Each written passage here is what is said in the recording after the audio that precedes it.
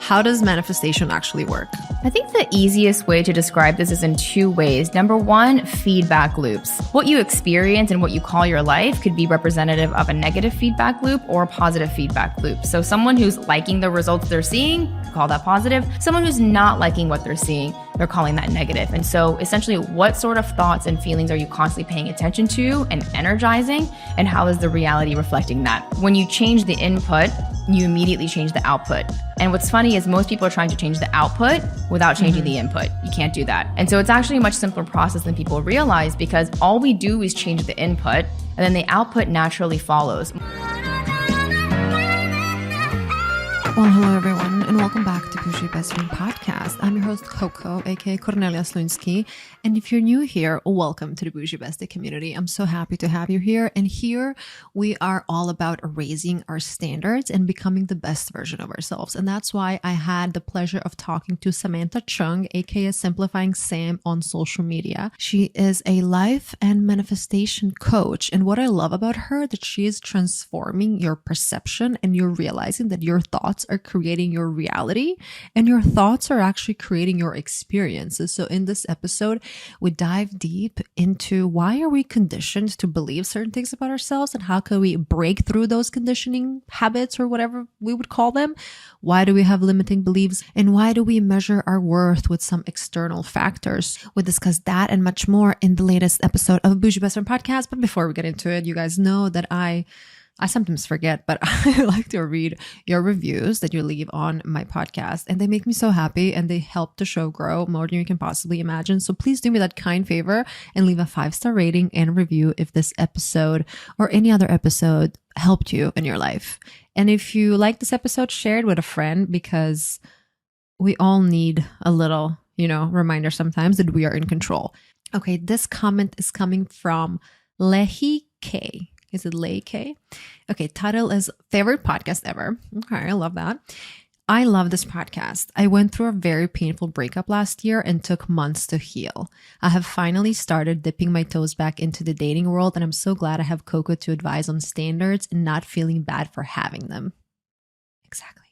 Love this and love you, Coco. Oh, I love you too, dear Lehi. Is it Lehi or Lay? Let me know. DM me. Okay, guys, let's jump right in. Sam, welcome to Boujee Best Friend podcast. Hi, thank you so much for having me. I'm excited to dive in today.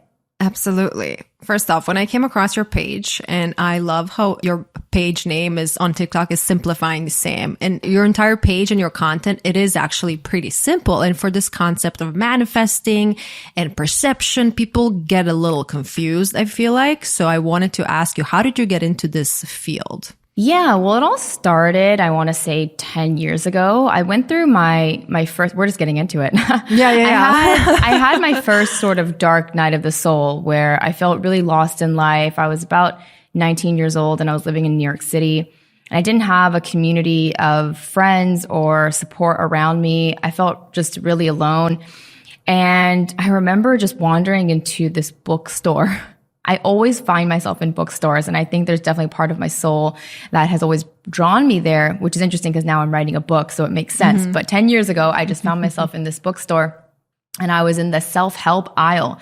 And I remember at that time, it was still kind of stigmatized to seek self-development and self-improvement. Actually, it was only called self-help at the time, I think even 10 plus years ago. And it was this stigmatized thing, but I found myself in that section. And then I was just kind of looking through the books, and I ended up picking up Eckhart Tolle's The Power of Now. Mm-hmm. And for some reason, I just was reading this book, and the words were just resonating so deeply. So much of what I've been suffering with and struggling with was my own ego, my mind. And so that really set me on a journey of trying to understand what my mind has been conditioned to believe. Although it didn't all happen within 1 year. This has taken 10 years. But that was the starting point of realizing, oh, my mind has directives that it's been told and conditioned to think and believe, which then are used against me, and then I create conflict within myself. And so what would it look like to sort of clear my mind of these conditioned beliefs? And so I started to begin on that journey, and it kind of started with my body image first. I think every single person has like an area where they feel it the most. It could be your money, could be your body, could be relationships, but essentially they're all the same thing, right? Where it manifests in your life just has to do with your own personal experiences. But for me, I was a professional ballet dancer. And so the body was a really distracting area for me in my life and really was tied to a lot of my self-worth. So I started to sort of untangle what it means to have an ideal body. What is that? I started to untangle conventional beauty, Western beauty ideals and standards, and try to rid my mind of all of those conditions. And then that sort of led me into the money sphere and the career sphere and the relationship sphere. And then my life began to completely transform. Only later did I learn that was called manifestation, because I would look back at my old journals. I would look back at my old photos of myself and think like, oh my God, like so much has changed. Like I literally created the life I wanted, the life I was thinking of, and I became the person I wanted to be. How do I keep doing this? I got really excited because I had sort of unbeknownst to myself engaged in this process.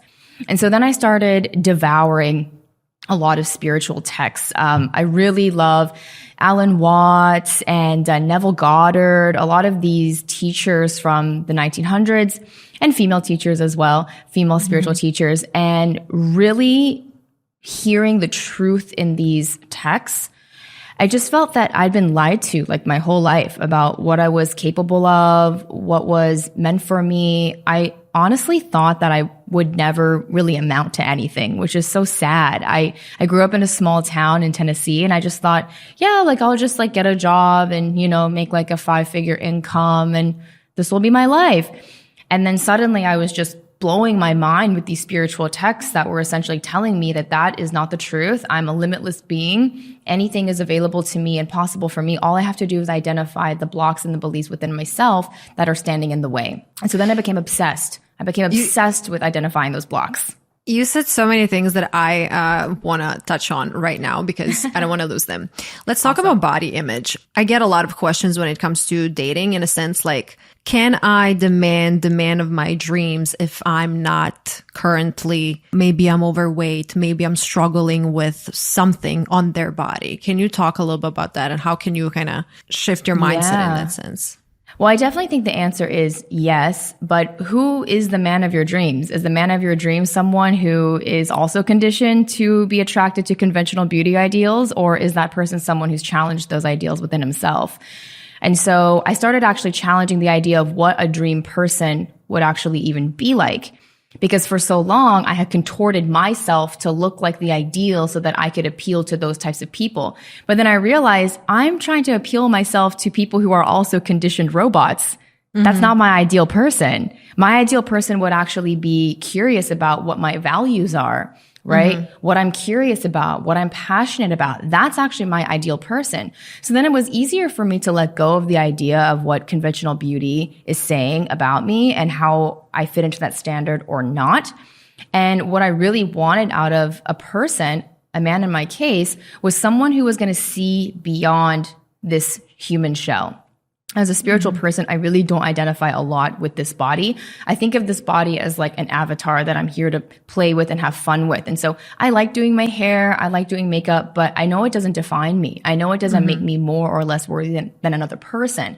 And that's a really difficult journey of deconditioning that I believe every woman has to go on, because we have so much work to undo, right? We've been consciously downloading all this information about what is attractive, what is not attractive, what is likable, what is not likable. Everything about a woman is like, how do I look good enough or be good enough to be chosen by a man? They don't even think about having the agency to choose themselves, right? I just had a conversation with a one-on-one client where she was saying, I don't even like online dating because it's like, shouldn't a guy just, you know, like choose me, like see me out in the crowd? And I'm like, well, that's interesting. Like, you only think that you're worthy if some random man decides that you're pretty enough. Like, you don't even want to take agency in that process, like define what you want in a person, right? Instead of just being like, honestly, like a pick me girl. But it's not a one size fits all process. I think everyone's journey will start with suffering, right? You will suffer. You will feel like you are not enough. You will be questioning yourself. You will usually be taking a lot of external measures to change yourself. And then hopefully at one point you end up reaching an ideal and realizing that you're still not fulfilled.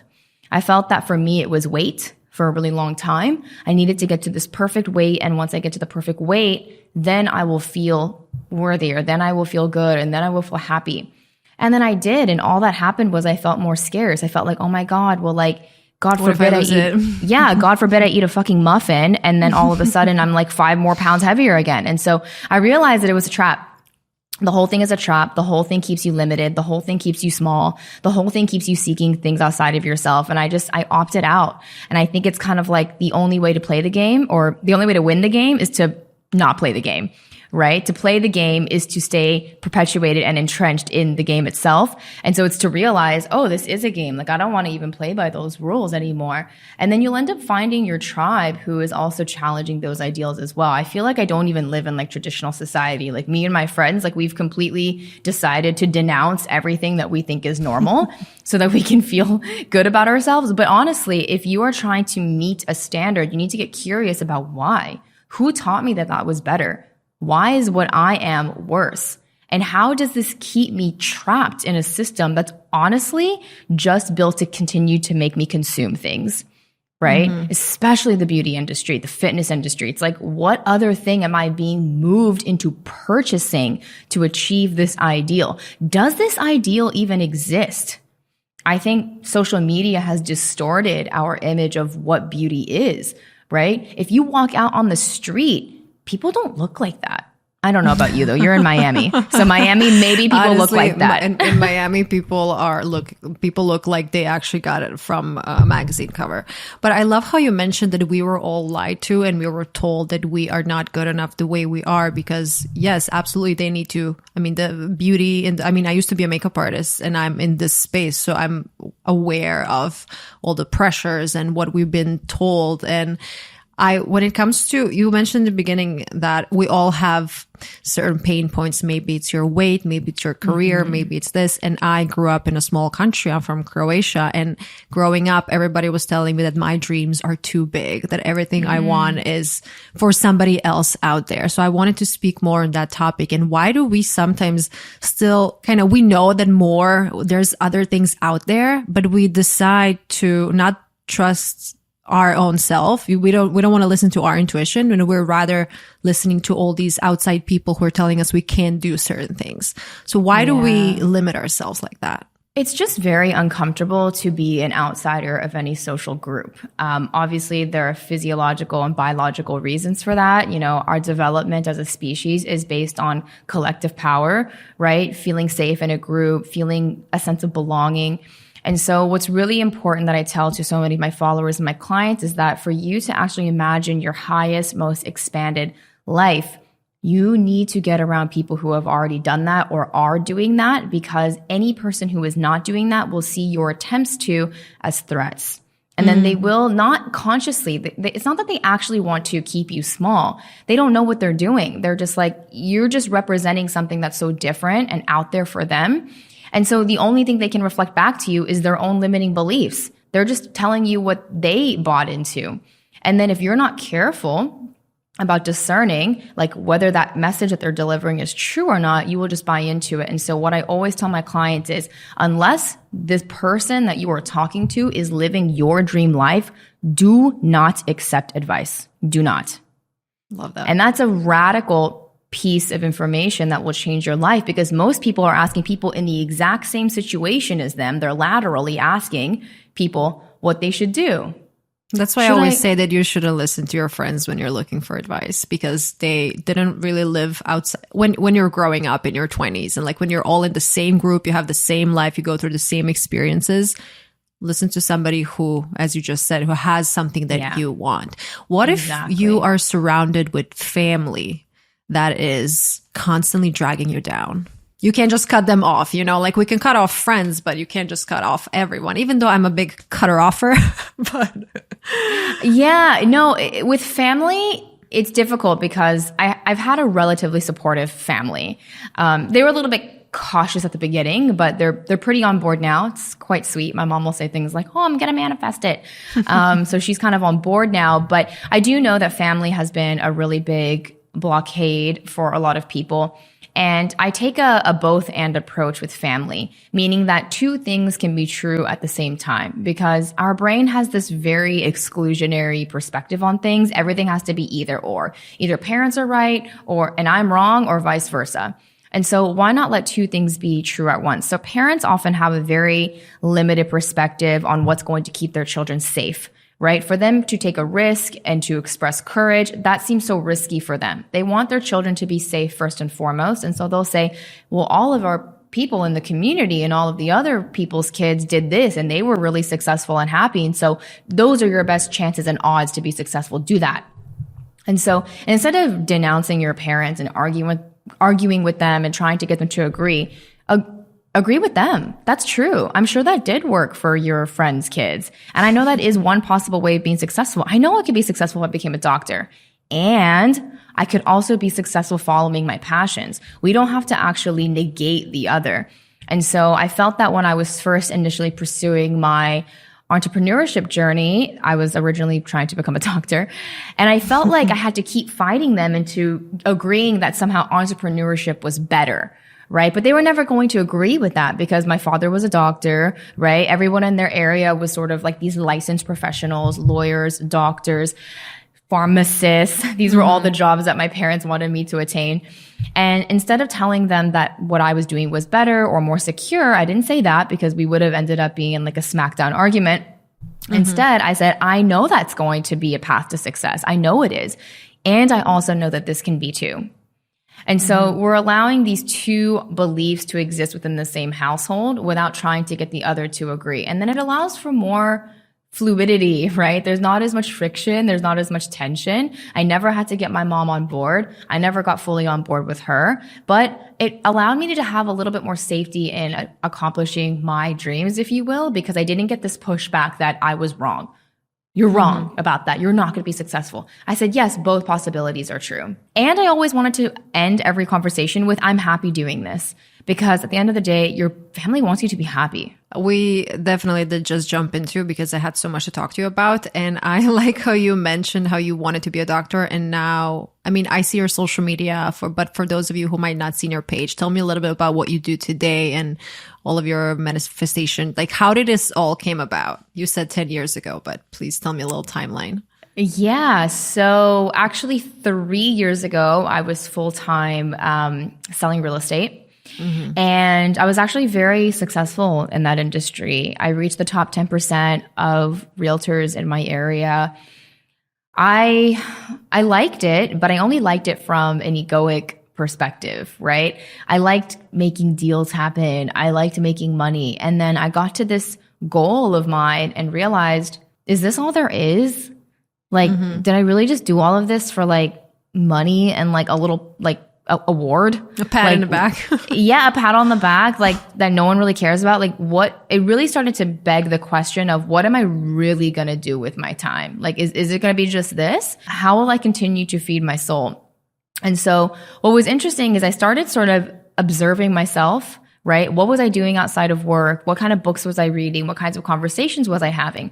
Everything was spiritually focused, right? What I was doing to ground my body somatically, what I was doing to raise my vibration, different manifestation books, teachers. I was constantly devouring this information. And I thought, why don't I talk about this? This is literally on my mind 24/7. I use these practices actually in my business. This is actually what I feel really called to speak about. And I think what's really important is that when I started this business, it really started as a no stakes sort of hobby, because I knew I had my real estate business and I didn't care whether this succeeded or failed. I just wanted to do it because I knew it would make my soul happy. Quick question. Where was your real estate career? Was it in New York or? No, Vancouver. Okay, Vancouver. Got it. Where I am now. You're there right now. Okay, cool. Yeah. Please continue. Yeah, no, it's just that I started to really dive deeper into the teachings that I had benefited so much from and distilling them into videos, but with really no strings attached. Just kind of like, these are the perspectives that have helped me and they've changed my life and I hope they help yours.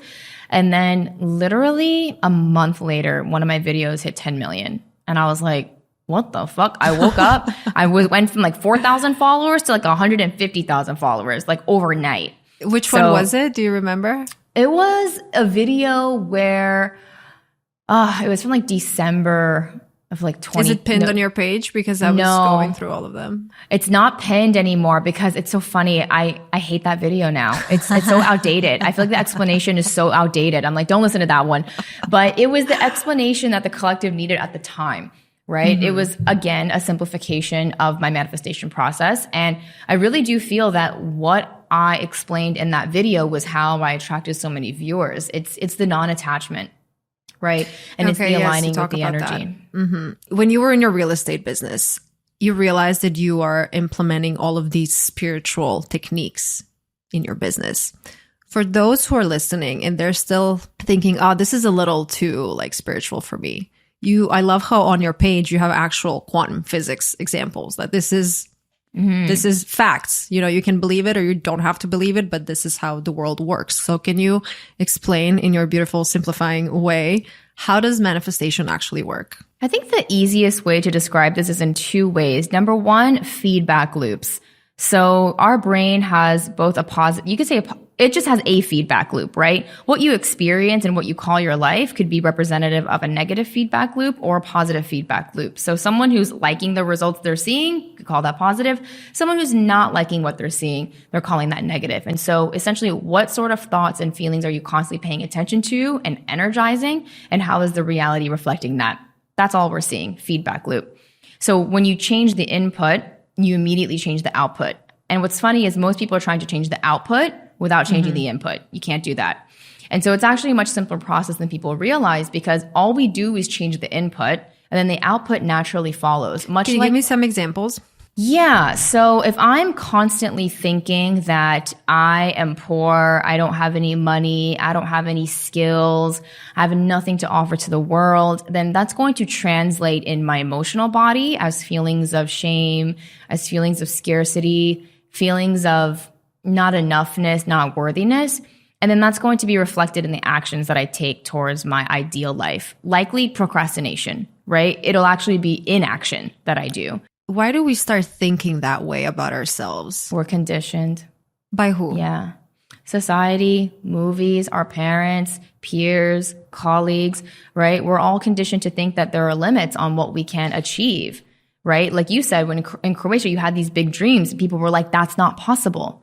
And before you have an ability to actually question that, you just accept it.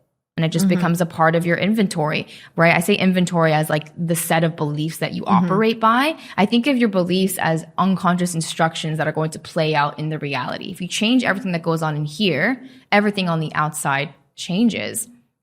Another way I like to describe manifestation is everything is light, or you could say everything is energy. And we know, for example, when we look at the sun, we're actually looking at 8 minutes ago, right? Because it takes time for the light from the sun, 8 minutes to reach Earth. So you're literally looking back in time when you're looking at the sun. Wait, seriously? I didn't know that. Seriously. Yeah, when you're looking at the moon, you're looking 1 second back in time because it takes 1 second for the moon's light to reach the sun. So this is like the concept of light years, right? It takes time for light to travel. And if everything is light, then even the manifestation of your light takes time to travel. So then what you're looking at right now in your present reality, look around the room, you know, what job you have, what relationship you have, what body you have.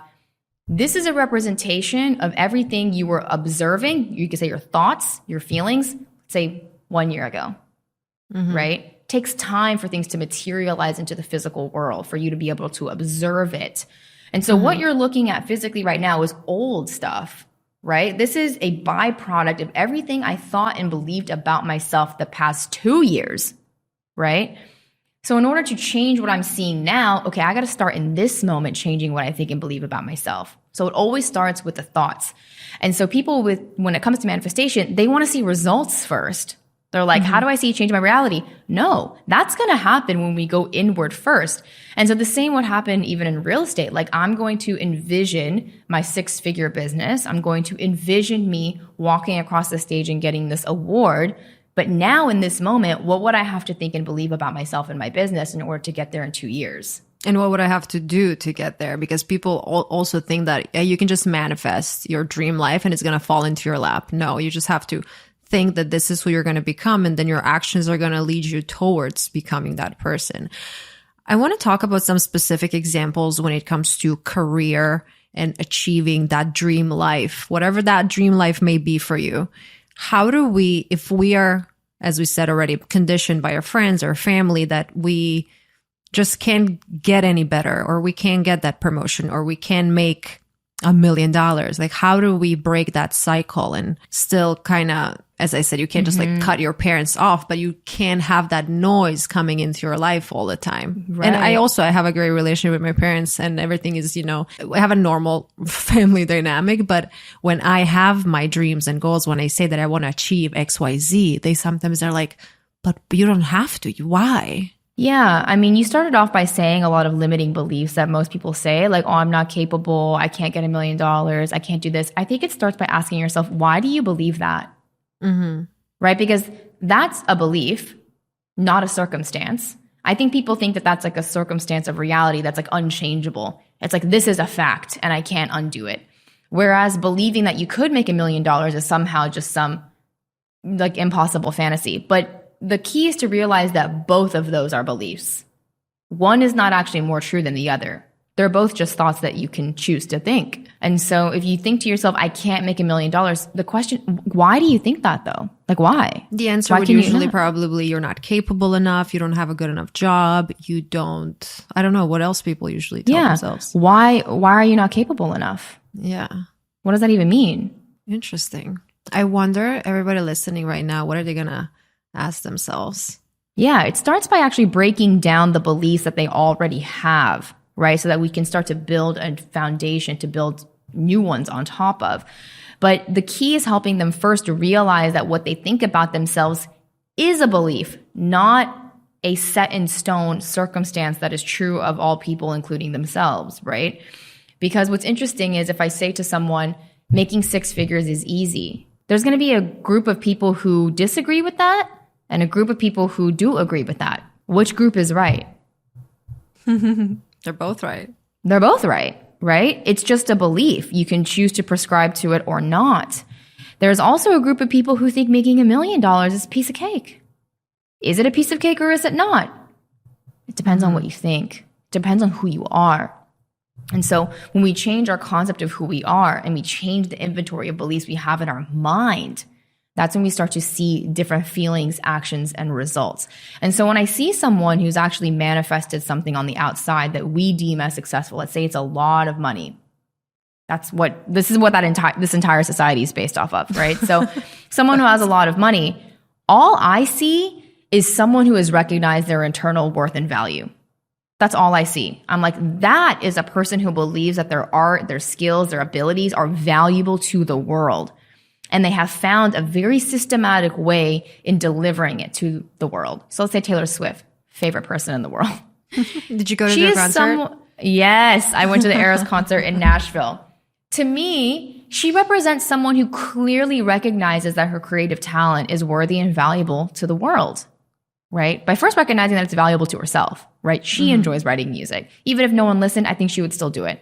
That's very important. It's valuable to her. She recognized that it's valuable to other people, and she found a way to deliver it to the masses, right? So obviously there's a lot of money being exchanged for that value. So a lot of what manifestation begins with is someone recognizing that they have been told that they have nothing valuable to add to the world. They have no skills, they have no value, right? And none of that is true. Every single person on this earth has the ability to help someone. And when you help someone, money is exchanged. It could also be gifts. It doesn't have to be money, but something is exchanged for you helping, and no one can take away your ability to help. And so people who aren't making a lot of money, they're not helping people. I love how you were talking on one of your videos about main character frequency. Tell me about stepping into your main character vibes. For me, main character is simply making myself feel important. That's it. I think most of us live our lives feeling like we're not important, literally. that we're not important to the people in our life, that we're not important at work. A lot of people have this story that if they just disappeared, like no one would notice, right? Oh, would anyone notice if I just didn't come to work today, right? It's like everyone's just sort of like invisibly living in the shadows. And so main character energy is actually taking up space and saying, I'm an important person, not just in my own life, but in the world. And my belief is if I wasn't important, like, why would I be here? You know, you could have two perspectives on being here on Earth. Oh my God, there's like 8 billion people, like, and only one me. Or you could think, holy shit, there's only 8 billion people, like in the entire multiverse, potentially. We don't know. Let's just say that is the case though. If there's only 8 billion people in the entire multiverse, pretty freaking insane that you're alive right now. Pretty important. And I think that because we're all connected, this is a spiritual principle I live by, we really are all one, right? There is no separation. Separation is an illusion. We are all one body of energy, right? And so if I change my energy, if I change my frequency, just by doing that, I change the entire energy of the collective because we're all connected. There is no separation. There is no me raising my energy and not your energy. It's all connected. And we feel that when we walk into a room. We know that there's good energy here or low, bad vibe energy here, right? And so just by changing my frequency, I'm influencing the collective. Just by smiling at someone on the street, I change the energy of the collective. And so how could you not see yourself as important? I would love for you to share. I love the smile example because that's so true. You can see when let's say you're ordering a coffee and the cashier and you say, thank you, you look beautiful. Like I love complimenting people when when I'm like exchanging conversation or whatever. It brightens up their day, and something so 100%. Little changes somebody's maybe even week, month, whatever. I would love for you to share a few tangible tips that people can do because we all, it's easy for us to, I read all my manifestation books. I'm trying to meditate now with the dog, not so often, but like I'm trying to really step into that mindset. But for somebody who is curious, but they're not there yet, give me like some simple, tangible tips they can take today. Yeah, I think the most helpful thing for me has always been making contact with my future self. So I can do that in meditation. I can do that by writing in my journal. I can do that by creating a Pinterest mood board, right? But I want to connect with the energy of who I want to become first. And then secondly, I want to embody that energy, right? What is different about her that I am not currently? And so when I think of like my 45-year-old self, I think of her wearing like, really polished clothing. She's calm, she's connected, and she's confident.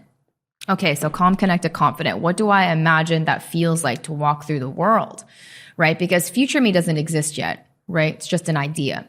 What exists now is this present moment. So how can I embody the energies of this imagined future in this now moment? So what we're doing is we're embodying the future now, so that we can magnetize the ideal timeline or circumstance or opportunity to us because like attracts like.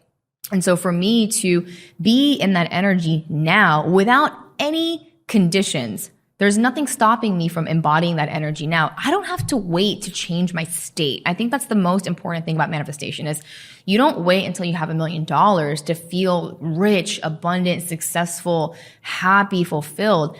That's a state change you can experience in your body right now using your own imagination, right? And we know how to do this already because we do it with anxiety. We imagine bad things happening to us and then we feel anxiety now. So we already know how to do this. We're just reversing it. Remember I said feedback loop. So that we're changing a negative feedback loop to a positive feedback loop. So instead of imagining bad things happening to me never getting $1 million, me never meeting my partner, and then experience the sadness that I experience because of those thoughts and feelings, and then projecting more of that into the future, can I reverse that? Okay, let's say it is possible for me to become this version of myself, and this version of myself builds $1 million business. This version of myself meets her ideal partner. How would she act and feel? Okay, state shift, amazing. Now that I'm in this state and I'm taking actions from this state, I continue to attract more of what matches that state.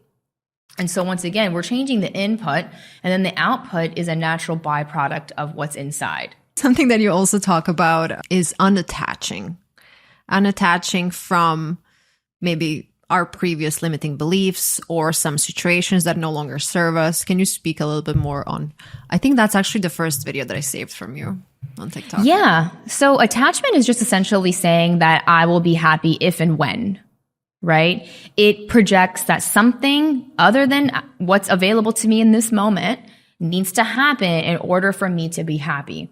Now, notice how insecure that is, right? Especially in relationships, we say this, I need to get married so that I can feel safe. He needs to text me back so that I can feel secure, right? It's a lot of outsourcing to other people, things, and situations for me to feel okay. And that's a losing game because I don't actually control the actions of other people, right? But a lot of people are attaching their feelings on what other people do and say, or what happens to their bank account, or what happens to the climate, right? All of these things that are out of our control. The way we can bring back our sense of peace is to realize that the only thing we ever wanted from any of those out of control things is a feeling, right? Why do I want him to text me back? Why do I want the weather to be this way? Why do I want this much more money in my bank account? Because they would make me feel safe and happy. That's the only thing we ever want from a manifestation is a state shift. And so this is what Buddha said, Jesus said, Tony Robbins says, change your state, change your perception. Then the whole world, or Jesus said, kingdom of heaven opens up to you. I'm not Christian, but all of the teachings have such beautiful nuggets of wisdom that all reflect each other. Tony Robbins says, change your state, change your life, right? I say like attracts like. It's all the same. All we need to do is actually change our physical, emotional, mental state. From that state, our actions change. Our persona changes, right? You could even say, I'm in a new era, is what people are saying now, right? Okay, then be in the era of your future self. What would she do? How would she act? And then watch. Your reality it's innocent. Your reality is an innocent mirror that is showing you what you think and believe about yourself, right? An example of input-output is like if I constantly eat McDonald's and I feel like crap, that's not my body's fault, right? My body is an innocent third-party observer to my actions. It's like it has no choice than to feel like shit. If I continue if I change and put nutritious foods, like all of a sudden I'm juicing, I'm having nourishing complex carbs and, cruciferous vegetables and grass-fed meats, my body will reflect that. Our reality is the same. It's not trying to hurt us. It's not trying to make us hate our lives. It is an innocent mirror that is reflecting back to us what we are thinking and believing about ourselves. And so whenever I see something in my outer reality that I don't like, that's a beautiful opportunity for me to go inward and figure out, okay, like not blaming myself, but taking responsibility. Like, okay, like what part did I play in this creation? I'm part of the cause that's happening in this effect. So what did I think about myself that brought this about and how can I learn from it? So you mentioned something when it comes to relationships and did he text me back? And a lot of my followers, my Boujee besties, we talk about dating and relationships. And I'm usually like similar, like you were saying, you are in control of your life. You should decide who has access to you and what affects you, what doesn't affect you. But why do you think that people maybe usually in the talking stage, I have mostly my questions come from the talking stage, like, oh, he didn't text me this time. He didn't do this. He didn't do that. Why do we put so much importance towards these people that we don't even know properly? Yeah. Well, women especially, if you were socialized as a woman, you were implicitly told that your worth was dependent on a man's approval. Almost every single woman I know is living their life to approve a man. I'm like, why? That's the easiest fucking thing in the world. Like literally do a handstand and they're impressed, right? De-center men. I think just blink and they're impressed. Literally, for me, I mean, I've been married for 8 years, but even before that, I will say I had a very strong relationship with my father. He was an amazing father figure. I felt a lot of security and safety within my home. So for me, male approval was never like, oh my God, I feel so validated and like seen by a male. I was like, no, that's just, you are dumb boys. Right? So I had a different approach to a lot of this and I wasn't socialized the same way as most women are. But I know for a fact that women have been told that their value is dependent on a man valuing them. And this is a remnant of ancient conditioning. Like think about how literally marriage was an institution to raise a man's value. Okay, I'm going to find a woman in this little town whose father has some sort of value to his estate. And by marrying his daughter, I will increase my financial net worth. Literally, that was what marriage was to do. It was like, how can we create these like strategic partnerships that will bolster your social status, right? And 200 years ago, if a woman wasn't chosen, she lost her ability to move up the social mobility ladder, right? The way you could move up in society was to like marry up, right? This is where the modernized version of like sugar daddy, find a rich man comes from, right? Everything has an origin point. And so it's so funny when you begin to like actually break it down. You're like, wait a second, wait a damn minute. Every single piece of information I've been unconsciously downloading since I was a child is telling me that men are more worthy than me. And if I find one, I become more worthy. Or rather, if one picks me. And that is a really harmful, right, insecurity inducing paradigm, right? That puts the power in other people's hands. That's why you feel that way. Now you need other people to approve of you before you can approve of yourself.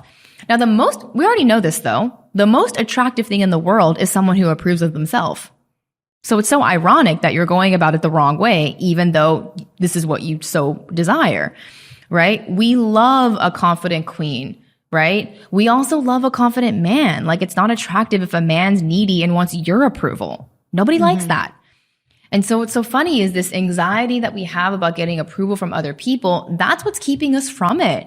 You know, my favorite movie ever about the law of assumption and manifestation is actually I Feel Pretty with Amy Schumer. Oh, I love that movie. I love that movie. That is an amazing movie about the law of assumption and law of attraction. People don't think of it that way, but it is.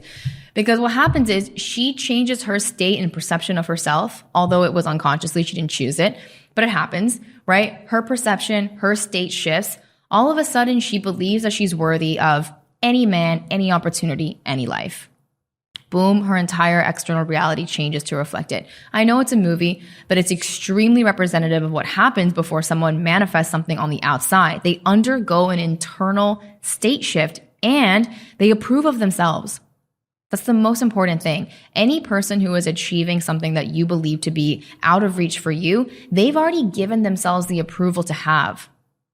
I've given myself permission and the approval to have anything that I want because I actually believe I deserve it. But I also believe that you do.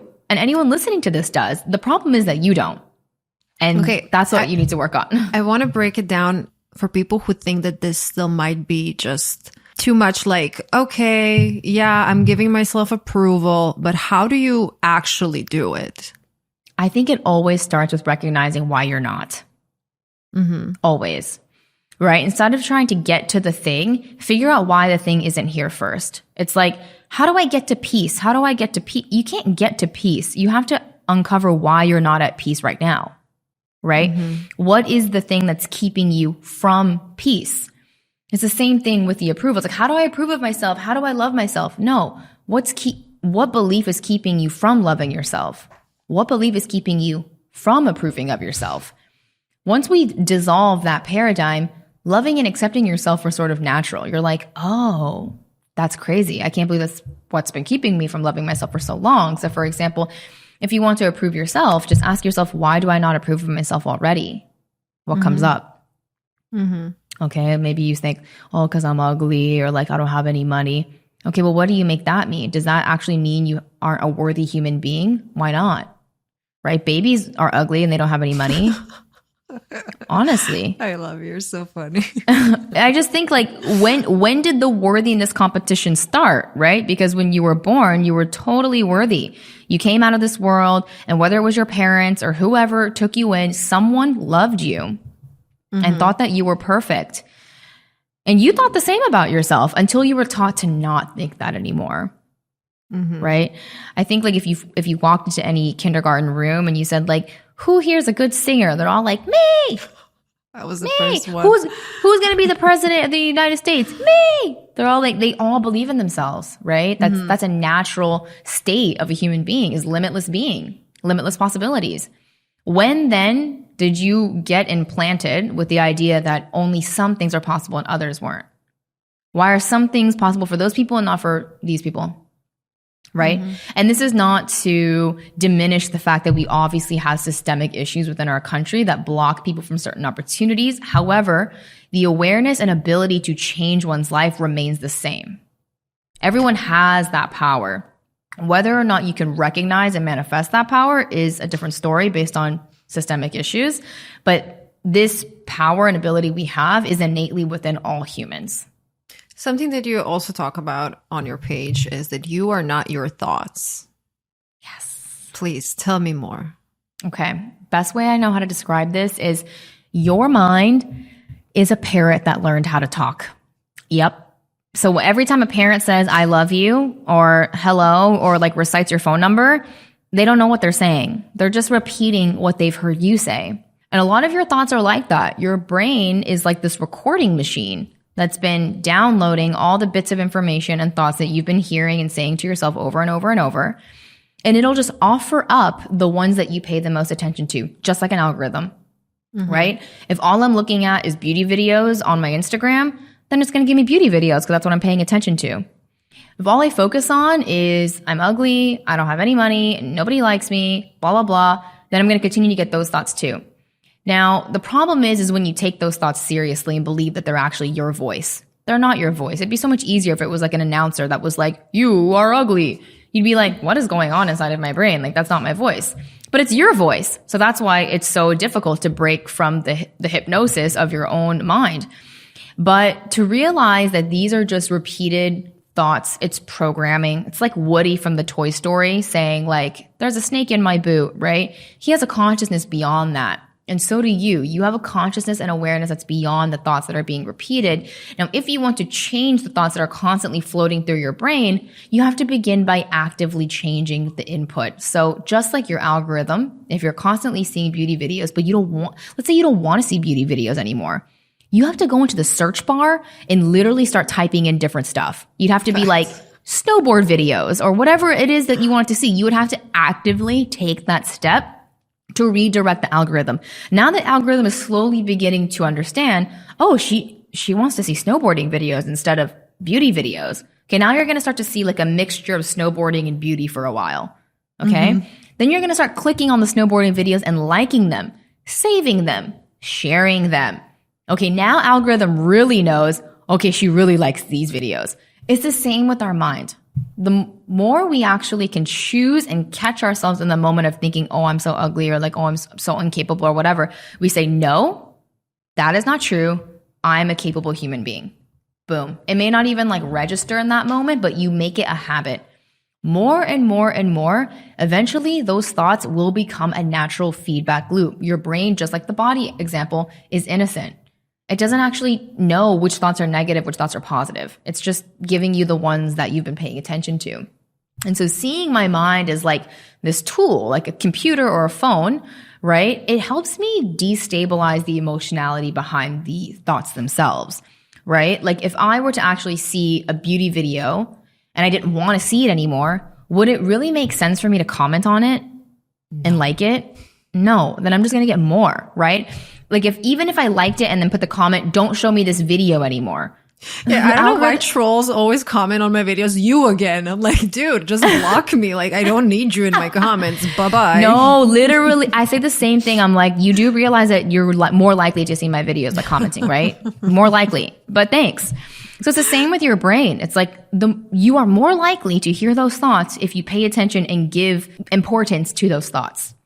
See them as, I see my negative thoughts literally as troll comments. I'm like, these are just troll comments. Like, these are just comments out here to get a reaction, right? Such a They're good just way bored. Of looking at it, honestly. It's like a troll in my own brain. I'm like, dude, like chill. Like I'm spreading love and positivity. Now, what's really amazing about manifesting like your ideal life, because you're already manifesting, right? But you want to manifest something different, is once you begin to stop paying attention to that feedback loop of negative thoughts, your brain's going to do something really interesting because it wants to serve you, right? It will switch. And now the thoughts will be positive, encouraging, compassionate, and motivating. So now you don't have to try so hard to make yourself think these thoughts. They get thought for you, right? All of a sudden, it'll give you ideas, right? And it'll give you encouragement. So this would be like having someone in your comments, let's just say, who's really supportive of what you're doing. I love what you're doing. Thank you for sharing this. This is so valuable. You could do this idea, right? Your followers probably even tell you ideas that you could probably create content from. So imagine if your brain became that sidekick in your life. Now you're totally unstoppable, because the only thing that's ever been stopping you this entire time is this tyrant inside of your own head. No one tells you actually that you can't do things. Yeah, your family might say like, oh, you can't, but no one's actually physically standing in front of you saying, don't do it. Like no one's actually holding your hands and handcuffing them and saying you can't, right? A lot of it's just coming from our own head. And so when we can change that narrative, that dialogue, which changes our frequency and our actions, the results change. I love this video where you were explaining about resisting negative emotions, and it's like walking in the rain. We are a complex society of people with one simple problem. We don't know how to feel emotion, mainly because we've been conditioned to think that emotions are bad. When we are kids and we start crying, we're told that we're going to go to a timeout, or you know what? A lot of kids are bribed. They're crying and they're like, hey, I'll give you a sucker. Oh, I'll buy you a present. So then you grow up and then your present and your sucker is your beer and your cigarette and your drugs, right? To just stop that emotion, because you're going to disturb other people. Other people are going to withdraw love from you. I remember having like angry outbursts and I'm put in timeout, right? Parents were not educated, because they were kids too. Parents weren't educated to co-regulate with their kids. We're an entire society of zero emotional intelligence. We don't know what it is to feel a feeling. We don't know how to name a feeling. We don't know how to process a feeling. We just know that it's there. We don't like it. And then we do something about it. Whether that be workaholic, whether that be serial dating, right? Sex addiction, phone addiction, food addiction, drug addiction. We just find something to stuff the hole. And none of it works. None of it works because those emotions get stored. Energy gets stored, right? It doesn't leave the body. And this is why we have a lot of physical ailments, chronic illnesses, mental illnesses, right? All this stuff builds up and doesn't get released. You know what's funny? Like, sorry to interrupt you. I had a cyst on my ovary in January, and it ended up being endometriosis, which people don't know how it comes. And then later when I started talking to people, somebody told me about this book in which basically the author was saying how when you have all these unexplained cysts in your body, that it's actually, you know, maybe trauma from a while ago, maybe stuff that I didn't process. And I believe that because I'm a healthy person. I'm trying to, you know, go and sleep on time, eat healthy. You know, I'm trying to be my best self. And it just didn't make any sense why that cyst occurred. And I literally think it's because of negative energy. Yeah, it can only, those outer activities like eating well, working out, those are all really good, but they don't clear the energy inside. It would be like the way that I imagine our society is we're all emotionally constipated. Just imagine eating all the time and never taking a shit. It would hurt so bad. It would hurt so bad. And then you're like, well, I worked out today. It's like, no, you need to go to the bathroom. Like that's not going to do anything. Like that's good, but you got to go to the bathroom. And then you know what? Your workout will be even more effective because you've cleared everything out.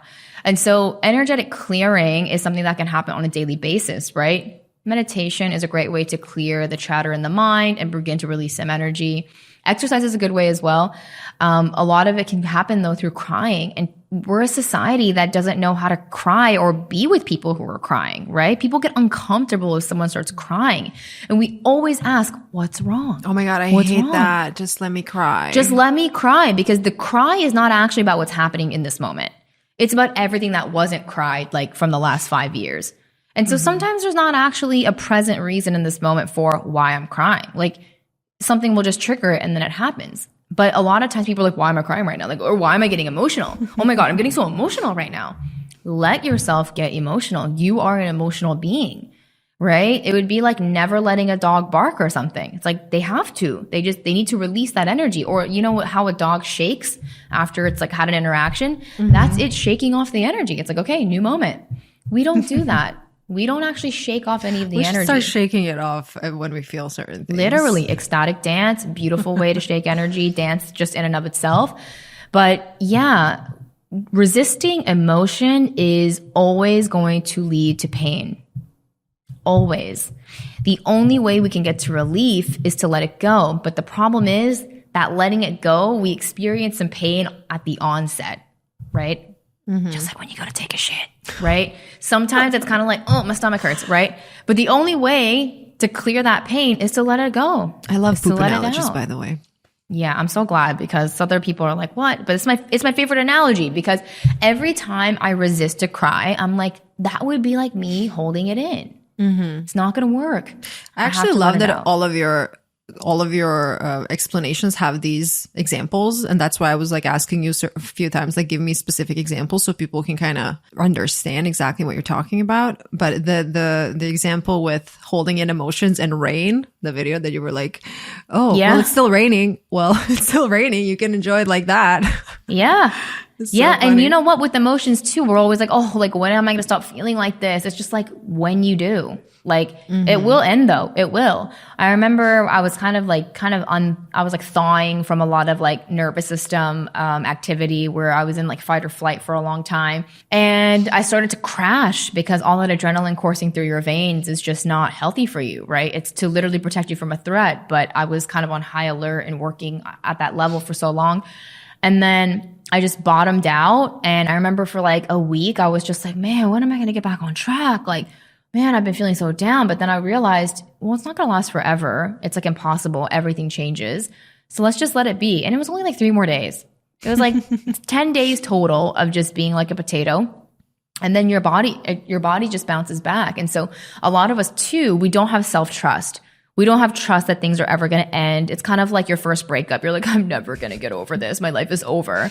And like everyone around you is like, you'll be fine in like 1 month. Like, because you can't even imagine that. You can't imagine it because you're only seeing the future from the state that you're in. Right. And so the best thing you can do in that moment is to try to have a little bit of a bird's eye view and honestly treat yourself like you would a different person. Don't give yourself special treatment. Treat yourself like you would a friend. You'd be like, oh, it's worthy and valid that you feel this way, but I also know that you're not going to feel this way forever. I have one final question for you that I ask all of my guests. The question is, what piece of advice would you give to your younger self? Oh, sometimes I falter on this question because I don't even know if I'd want to say anything and mess up the timeline because things have turned out so well despite all the suffering of the younger self. But I think I would say you can't hate yourself into loving yourself. I love that. It's never going to work. I had to move out of the paradigm of hating myself, unconditioning my mind from all the conditions that it was telling me that I needed to be or not needed to be in order to love myself, and just wiping all that away to realize that I can actually love myself as I am. And so, yeah, you can't hate yourself into love. It's not possible. I love that. Thank you, Sam, for this beautiful, insightful conversation. Thank you, Coco. Okay, you mentioned you're writing a book. When is that coming out? Give me all of your socials. Where can people find you? You said you have private clients. Pimp yourself out. Yeah. Yeah. So actually the book is about that piece of advice I just gave.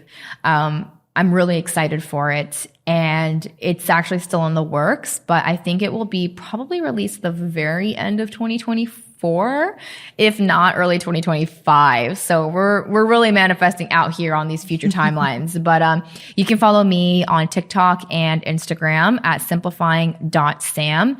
And the 2 most exciting things I have to offer are actually 3 things. So I have 2 free podcasts. One is called Spirling Higher, and that's with my co-host and bestie, Gina. We talk all about healing, consciousness, manifestation, awesome stuff, most probably similar to Coco's. And then I also have my podcast, Simplifying Sam, the shortcast, which is actually all of my TikTok audios from the videos in audio format. So if you don't listen to TikTok or you don't have the app, it's a great way to devour all that content that Coco was referring to in a podcast.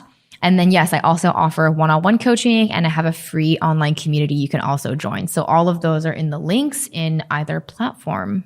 Amazing. And I'm going to put all of the links in my show notes so you guys can find Sam very quickly. Well, thank you, Sam, again. And thank you, everybody, for listening. And I'll see you next week. Thanks, Coco. Bye.